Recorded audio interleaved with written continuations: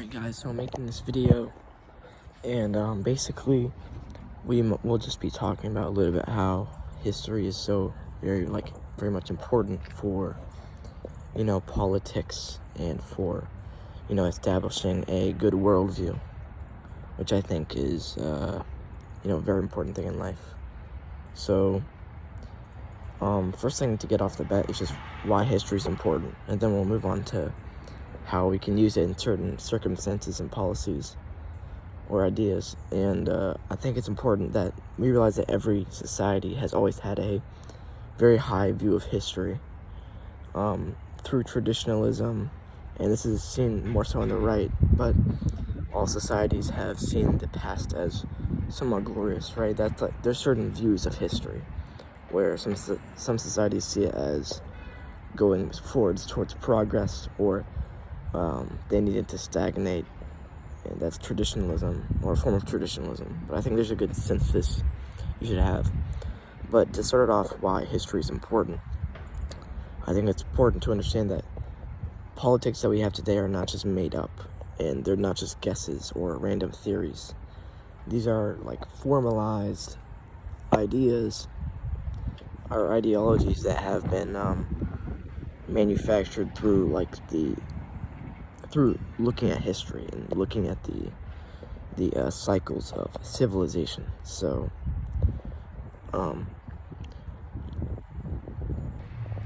we see that history is not just a bunch of dates or random dates or names or certain stories, but it's actually of how societies work and how they function. And if you want to build your society to thrive, then you need to know what other societies did to do the same thing. So if, you have to look at successful civilizations and see what they did and see what the outcomes were and what they did to get there. So that's an important thing to start off with. And I'm also trying to push back against this really low IQ idea, which kind of stems from the low IQ anti-Semitism, which there's good and bad, but it's basically that history, we can't trust it at all. It's all been manufactured by the establishment, and the winners write history, so we don't know. Or it's like, yeah, you can say these things about World War II, and maybe you can say these things about history which maybe aren't true and are used for political agendas, but throwing out all of history in the past 400 years, which is the most you should use the past 400 years especially, I think, but throwing all of that because you think that the establishment made it up, it's just really low IQ. But yeah, I mean, that's basically the point of this video, so we'll get into these specific examples and why I think you need to use history for establishing a worldview. And so, if we have established the fact that history is not just random, but there are actually ideas and cycles to it, then we need to implement this into our own worldviews. So we look at examples such as, let's go to the Roman Republic, right? Which many people say that America is the new Rome, both republics, which I think there's some similarities, you could say that. But we look at why the Roman Republic thrived, and it was because of the amount of order, the structure, the unity. It was all based on the Roman people, Italic peoples. The Roman peoples, they thrived through conquest. They understood the needing for a powerful state, which is what they had. But when you see them later begin to fracture into division, obviously this is caused from many different things, such as overexpansion, and when you have things like overexpansion without a really top guy, an authoritative executive, which is what we have, then you kind of start to see a fracture in unity, which is what a society needs to thrive. All great societies were unified in many ways, and so I'm going to talk about this later, but diversity and these type of things, which we see as so important and great, and like a value today. If you look at history, let's just be honest, there are no super successful, very diverse societies. And there's a difference between an empire and a nation state. America, I do believe, is a bit of both. I think, but many of the greatest societies were nation states. And I think that there's qualities in both of them. But the same thing that happened to the Roman Republic, you see in the Greek city-states, and this is where I'm going to talk about the first civilizational cycle, which is, I think, something that we all understand. It's like that quote where it's like, weak men create hard times create good men create good times create weak men create hard times. And it's the idea of successful societies lead to decadent populations. So Roman Republic becomes very successful. They got all this land, all this power, all this loot, and their population falls into decadence and to degeneracy. And that is what we see today in the West, broadly, not just in America, but in Europe and in all the Western world. We just coming out of a time of absolute world domination, to a point where the world had never seen. Europe had all of the world. They had colonized mainly the entire world. And so that is extreme power, extreme success, which, as we are seeing today, leads to extreme decadence. And I can talk about how you not only see this in Rome, after you see this in the Roman Republic, but you see this once the well, okay, let's see, how was the Roman Republic saved from destruction? Well, it was saved, or it did get destroyed, but Rome stayed strong because they moved from decadence, and they had two great men of history. They had Caesar and Augustus. And so you do need great men of history to bring you out of this decadent stage. And they brought another golden age, like an age of even more success to Rome, leading to the Roman Empire. And of course, the good leaders led to the bad leaders. And by the last 150 years in the Western Empire, it was very decadent and degenerate, socially liberal in some ways. And I can point to another society where this happened, which is one that people often don't think about, and it's not very known in Western history, which is actually the Arabic Caliphates. Sorry, I'm actually really cold because I'm filming this outside, so you might hear some like car sounds or something.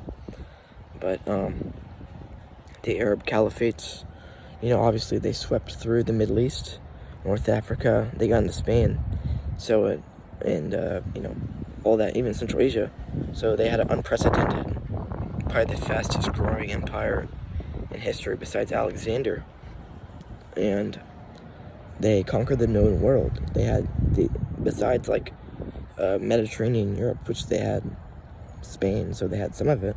They had most of the known world. And so that leads to a time of amazing success and thriving, and that's what the Islamic Golden Age was. But there's two sides that we can see coming from the Islamic Golden Age. I might put out a video talking about Islam, but yeah, Islamic Golden Age, pretty cool. But something we don't often see from it is that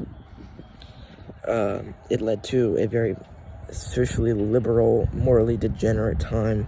There's actually a lot of secularism. There's Gnosticism, these strange Gnostic religions, secularism, agnosticism, and these very strange cults. And there's the stuff that we see today in America, like the moral subjectivism that we see today in America is actually somewhat rampant in the Islamic Golden Age and the Abbasid Caliphate. So this is something that we can see, and that we can see a resemblance of through history and put it back onto the Western world. You know, we just conquered the world 100 years ago, and the Arabs did the same thing, and we are both experiencing the same outcomes, which is decadence, which I hopefully you all understand by now. And you might wonder, how did Islamic civilization still become pretty successful even after, you know, like the 1200s, where you actually had, by this time, Islam was a very liberal religion, which had, you know, very low moral compass at this point because they were so decadent. But because of the Turkic migrations in the Mongol Empire, they came in, and they had just been converted to Islam, and they brought a very fundamentalist, extremist view of Islam into the Arab Islamic civilization. And they were first used as like mercenaries and as the warriors of the Arabs, but then through their religious fundamentalism, extremism, they overtook the Arabs, and, you know, people like the Mamluks, the Ottomans, they actually gained control over Islamic civilization. So we might see, I mean, I'm not going to say that this will happen or that it's necessarily always a good thing, but we could see the same type of thing where we have people who are Islamic, or who are, you know, religious Christian extremists taking over this very socially liberal climate that we're in, where, you know, Protestant mainline churches have become sadly very liberal, the same way the mainline Islam was in the 1200s and 1100s. And so now I've talked about the decadent sense of this that you can take away from history and put integrate into your own worldview. But also, there's another political way you can see it, which I already talked about a little bit, which is unity, which is coherence. We have no coherence in the Western world. Not only are the right and the left very far apart on the way they see the world, but we don't have demographic coherence, we don't have cultural coherence, and although globalism is happening around the world, which I think globalism is horrible, there's still no coherence around certain nation states, which is, you know, what the left tries to push onto us, which is multiculturalism. And so, again, we can look at these empires and look at their downfalls, and we can see that they needed a coherent society, with coherent demographics, homogenous demographics. I'm talking about ethnicity, which is important. You need a majority ethnicity in order to keep stability in your nation. So that's what a nation state needs, and that will usually come along with a homogeneous culture. When you have a homogeneous ethnicity, you will have a homogeneous culture, because of, well, there's an entire thing about this. I would watch Laviter's video. He just made a very good video on race realism versus like traditional religious stuff. But so I think that's very important. You need to see that multiculturalism is, first of all, I think we can all establish that as civilizational suicide, but you need to establish why. And the history shows exactly why. So you really can't see a civilization that was super successful. And people will point to things like empires, like the Persian Empire, or even the Romans, or any of these empires which were so vast, had such vast amount of lands that they had different like cultures and ethnicities, which is like a completely different situation. I mean, if we're talking about empires, you could be talking about, you know, the British Empire, who had, you know, they had colonies, like they had foreign, like, so this is just what people don't understand, which is there's a difference between an empire and a nation state. Portugal is a nation state, and Portugal is not an empire, right? They have direct control over their people, while empires have to put up like, well, persons had to put up satraps, or, you know, local rulers from different tribes, or, you know, from that area's ethnicity, from the area's culture, in order to keep stability. That's the only way you're going to keep stability in these nations, or in these empires.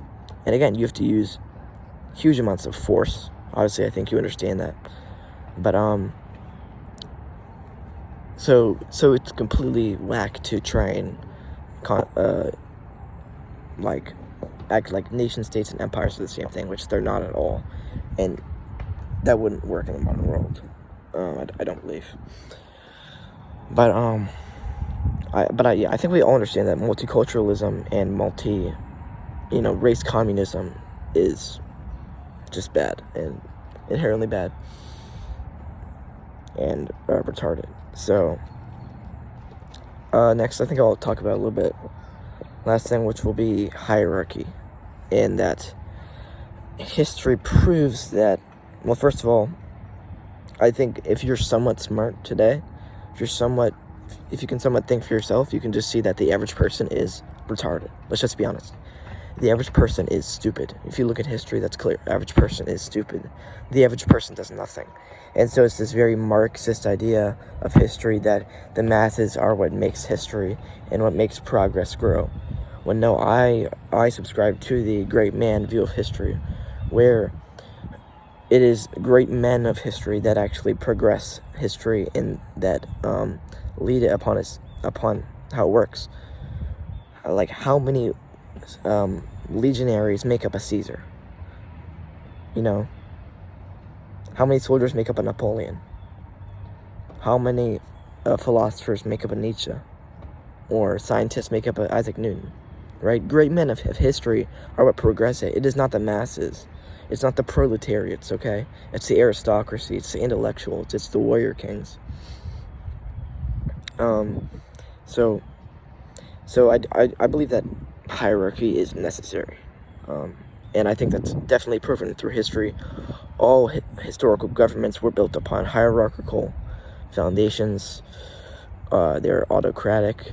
You know, every single government in history, besides the past 100 years, would be on the far-right authoritarian spectrum of the political compass. That's clear. And as a traditionalist in many ways, I believe that we need to look at what history has